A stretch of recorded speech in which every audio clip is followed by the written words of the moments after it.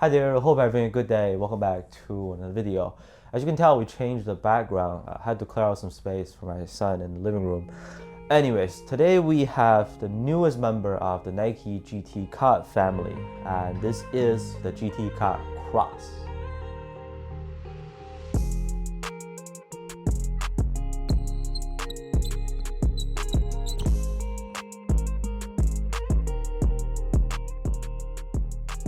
So retail price should be set at 110 US dollars, 15 bucks more than the GT Cut Academy. I still like to consider a shoe to be a budget shoe only if it's priced below 100 bucks, and this is pretty much right at the cutoff line.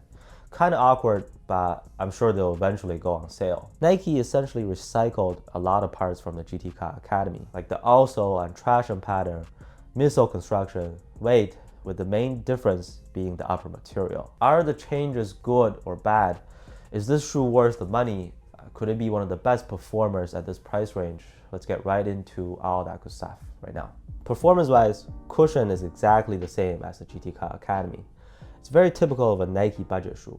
I wouldn't call it a brick or very stiff because there is still some subtle feedback and responsiveness. But this is gonna be average at best here. Not so much of a soft foam or anything. You get just a tiny bit of bounciness. 4-foot zoom unit, I didn't really feel it all too much. Great core feel and decent step-in comfort, however. A lot of it has to do with the material upgrade, which we'll get into very soon. Traction is absolutely fantastic. In this aspect, it's also just like the GT Cut Academy. The Academy is one of the best shoes for a dusty indoor court. These two actually. Super loud and squeaky, consistent hard stops, dust pickup is manageable, and this exact same outsole that they're using, I think even outperforms the GT Cut 3 outsole. So yeah, excellent traction, you'll have a blast with the way it grips. For outdoor use, I was shocked that here in Canada, my pair came with an XDR tag from Nike. So the extra durable rubber will be fine. Non-XDR, I just haven't used the outdoors myself to be able to comment on the durability. With the fit, I went true to size. It is a snug fit, but that's pretty much perfect on a shoe like this. There's no heel slippage for me. Toe box feels slightly tight. Width is about average, so you can go with your normal size in most Nike sneakers. Given how light it is, these guys are about 375, 380 grams for my size 10.5 pair, by the way. Very light. And because of the minimal weight, you don't want to have the shoe being too cheap or flimsy, because sometimes your movements can feel shaky in there, especially if you're a heavier player.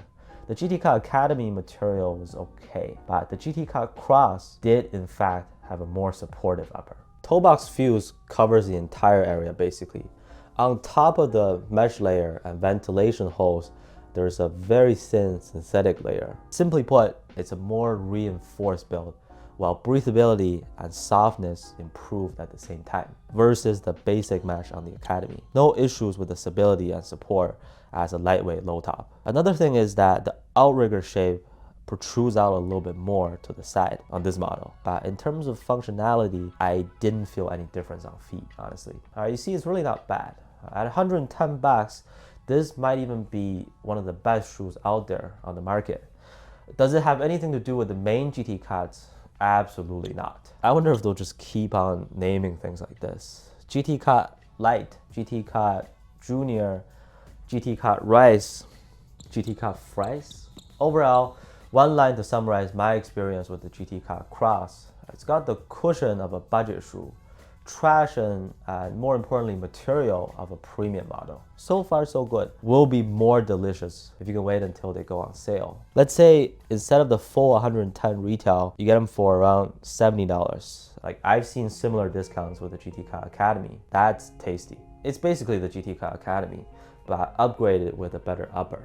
Hope this gives you a good sense of what to expect with the GT Cut Cross, the newest Nike hoop shoe. Let me know how you feel about them down in the comments. Would you consider this good value for the price, or are they just pushing it at this point with the GT Cut line? I'm leaning towards the latter, but it all comes down to the price that you end up getting these at. You know how it goes. Thank you so much for watching, and I'll see you on the next one.